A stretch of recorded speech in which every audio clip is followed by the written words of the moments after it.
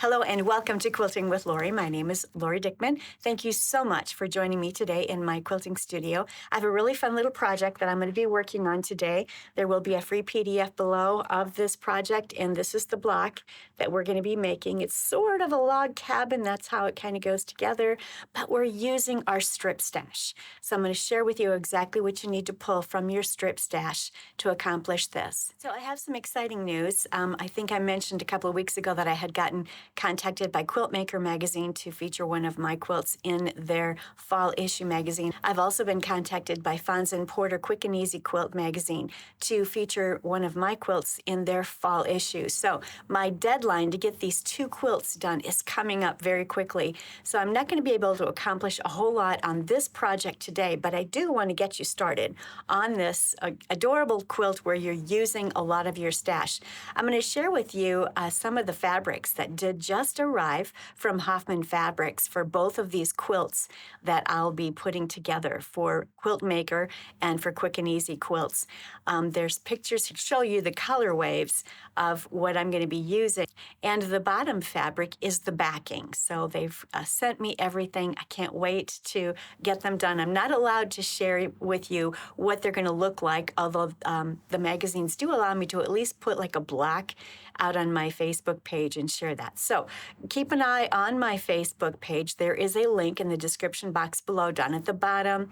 Click on that link. It'll take you right out to my Facebook page, and it will show you a lot of different things that I have out there that I'd love to share with you. I am also going to be leaving in just a couple of weeks for Paducah. I'll be teaching there at the American Quilting Society that week, and I've got a number of classes that I need to get everything finalized for. So I've got a busy couple of weeks. Hence, I'm only going to be able to get a couple of my blocks done. But the goal is to make this adorable quilt here, and I'm calling it the Owls Have It. It looks like the owl eyes. If you're looking at that picture the way I look at it, it looks like an owl with two great big eyes. And so I've entitled this The Owls Have It. And we are simply going to use our, in my case, 1.5 inch width of fabric strips. So get to your strip stash, grab your strips, and let's get to work. So on my tabletop here, you'll see a lot of things that I have been working with to create this fun block right here. And this is a link that I'm also going to have down in the description box. If you wanted to stop the video, take a quick snapshot of that with your phone in case you can't print it out. That is what you're going to need of your light strips and your bright dark strips for each and every block. This is what you'll need. So you can take a quick snapshot of that. And so I have my 1.5 inch strip bin, and I am using 1.5 inch strips. That's what this thing was completely full. And so my goal is always to use what I have and try and create patterns that allow me to use what I have. So that's what I've done.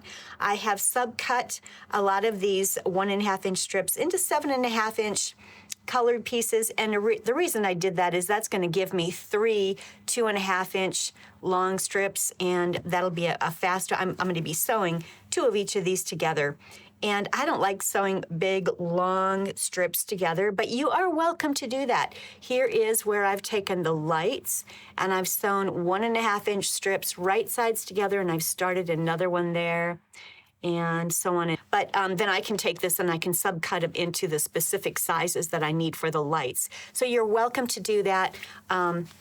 I prefer to sew my strips in shorter segments. Hence, I've cut my darks up into 7.5 inch, and all these leftover pieces I cut up into 2.5 inch segments, and that's what I need. So they're 1.5 inch with the fabric strips cut into 2.5 inch pieces.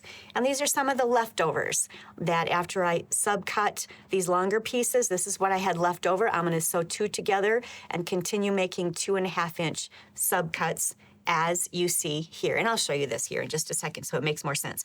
Now, what I've done with all of these big, long pieces of lights is I've subcut them into 8.5, 6.5, 4.5, and 2.5. For every block, I am going to need 2 that are 1.5 by 8.5. They'll get sewn together. For every block, I'll need 2 1.5 by 6.5 sewn together. I'll need two 1.5 by 4.5 sewn together, and I'll need two 1.5 by 2.5 sewn together. So these are the lights. And then of the darks, or the brights, you're simply going to need a total of 30 different brights or subcuts, and they're going to be 1.5 by 2.5 inches sewn together. So that's what you'll need for one block. That's all we're going to need. So now, let me show you how I've put this together. Let me move this out of the way, put this down here, and let me put it so that it matches this block here. So what you'll see here is I have 8.5-inch strips here sewn together, two lights, and I have 2.5-inch brights darks sewn together. And you'll notice every time we're sewing chunks together, all of these lights are going lengthwise. They are all going lengthwise in the black. And the set right next to it is going vertically. The set next to that is horizontal. The set next to that is vertical. So that is key as you're putting these segments together. So 8.5, 2.5, 6.5, 2.5, 2.5, 4.5, 2.5, 2.5, 2.5. Here's 2.5, 2.5, 2.5, 2.5, 2.5. And of course, these are all 2.5. And when you get this sewn into the block, these are going to finish at 2-inch squares, basically, and these will be 8 by 2, 6 by 2, 4 by 2, etc. So the block itself is 10.5 inches unfinished. And you're going to make a total, if you want to make this Owl's Habit block, you would want a total of 36 of these blocks.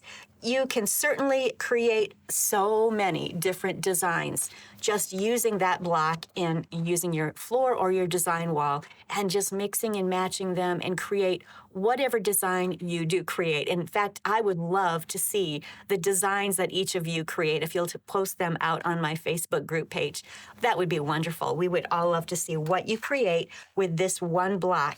I arranged it so that it looks as if it's a great big owl face with two big eyeballs. So that's how I've arranged mine. I've used 36 blocks here. This will finish 60 by 60 without a border, and of course you could certainly put a border on it. This will be attached as a PDF, a free PDF included, and I will also attach this PDF in the description box so you'll know exactly what you need to create each block and how each of mine have gone together. Basically, these are 6 by 6. This is such a fast and easy project. You're simply sewing two strips together. Everything involves two strips. So I have my lights. I have 8.5-inch strips sewn together, 6.5-inch strips for light, 4.5-inch and 2.5. And I've made enough here in this one section to create what I need for two blocks, for the lights for two blocks. Here I'm sewing together all of these brights and darks. And these, as I mentioned, were all approximately 7.5 inches long. And that will allow me to have 3 complete 2.5-inch segments from each of these. And as I mentioned, I like sewing together strips that are not quite as long as a complete with the fabric strip. But you do this however you choose to. Just make it as easy and as fun as you want. So what I'm going to do now is get all of these pressed. I like to set the seam allowance, which means I'm going to press it just as it is, which sets those seams in there. And then I'm going to open and probably try to open everything to the dark side. And I'll subcut these first, or I could press them and then subcut them later. Either or, it doesn't matter.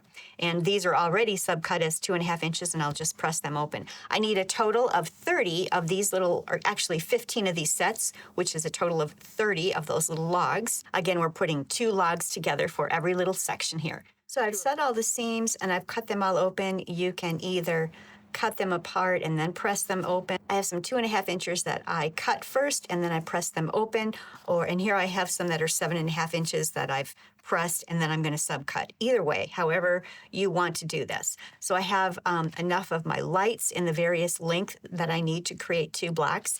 And I have about maybe 30 to 40 different sets here that I have ready. And I'm just going to go ahead right now. I'm going to square off the edge here, and then I am going to cut, I'm going to subcut 2.5-inch segments.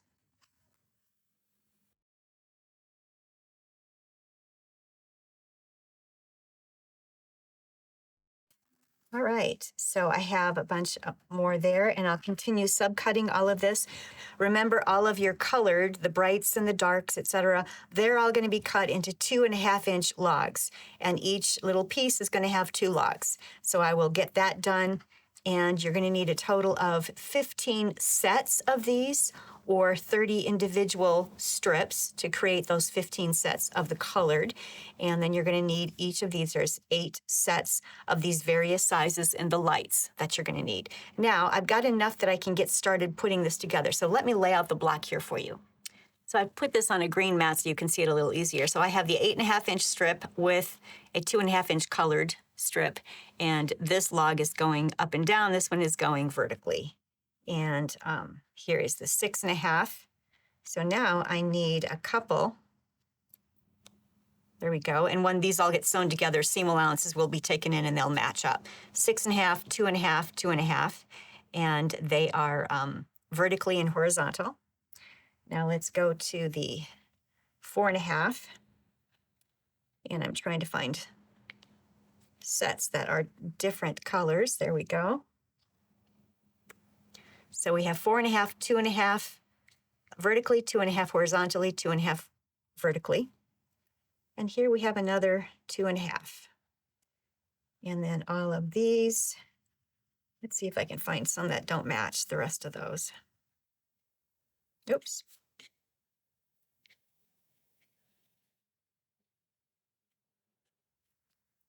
And how about that?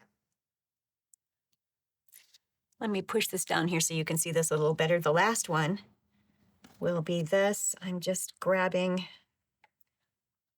let's see here. I want some that don't look the same as what we have. All right. Vertical, horizontal, vertical, horizontal, vertical. So that gives it kind of a basket weave look down here. And then you can sew rows together, so all of the rows together, and then sew those 5 rows together. So it's a very simple block. It sort of looks like a log cabin, really, with your lights on one side and your darks and brights on the other side. And you can create some beautiful designs. So as I stitched this together, I tried to press the lights, the seam allowances from the lights toward the dark, whenever possible, and then I tried to alternate the seam allowances as I was sewing all of these together so that they all nested very nicely. You could, if you choose to, press all of your seam allowances open. That's another option. If you do press your seam allowances open, then you'll want to use a shorter stitch length so that they don't pop out. But this is how the block is laid out. It's a bright, cheerful, fun pattern, and it really does help you use up that all of your scraps. And that's what I'm all about, is using up my Speedy Solutions scrap stash. So once you sew all the rows together, you end up with this adorable block. And again, I hope that all of you will post on my Facebook group page pictures of how you're putting your blocks together and how you're actually creating a different design with your blocks. Mine is going to end up looking like this owl here with the great big eyes. And so I'll probably end up taking all of this with me to Paducah. We always take our sewing machines with us, and we sort of have a retreat in the evenings and sew and enjoy ourselves. So I'll try putting some of this together while I'm there, and I'll show you pictures of that. Maybe I'll even do a little clip of it, a video clip of it as I'm working on it, so you can see more of this project. But for those of you who are not familiar with me, and if you have scrap stash like most of us do, I hope that you'll go out to the video that I will link below. It's my Speedy Solutions to Cut and Organize Your Scrap Stash. It corresponds to this book here, but it will help you. If you listen to that video and watch that, it'll help you get your scrap stash cut, sorted, organized, and ready to use to make beautiful quilts. And there's 5 patterns in this techniques book, and then this is the corresponding patterns book. There's an additional 12 scrappy patterns. So you're getting your scrap stash ready to use to make beautiful scrappy quilts. And here is another one right here. So the PDFs for this will be attached, and I hope to bring another video to you of this. It probably will be a few weeks from now, but in the meantime, I hope to see many pictures from many of you out on my Facebook page of the projects that you are working on. And please don't forget to comment. If you comment on my videos here, that really does help the algorithm so that it allows these videos to get out to other quilters just like yourself. So if you haven't already subscribed, please don't forget forget to subscribe to this to my channel and like and comment. That really does help, and I really appreciate that. I'm almost at 15,000 subscribers, so it would be a great blessing if you help me to get there. And so until next week, I can't wait to see what you're doing on creating this wonderful block. And until then, happy quilting.